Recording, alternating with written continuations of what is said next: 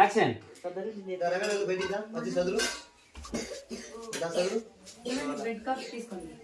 పనికి వెళ్ళే టైంలో బెడ్ కాఫీ అయింది. బ్రేక్ఫాస్ట్ అని మరి బెడ్ కాఫీ అన్నానండి. సరే రండి.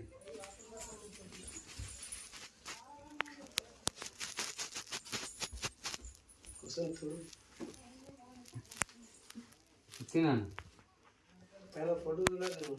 ఆమె చూడు ఏం చేస్తాము. ఒకసారి అడుచు దడుచుకో. దడుచుకోవడం అని ఎట్లా కాదు, ఇది చూసి రవ్వ పడుతుంది. మరి ఆమె ఒక మీద ఆమె ముంగట ఎందుకు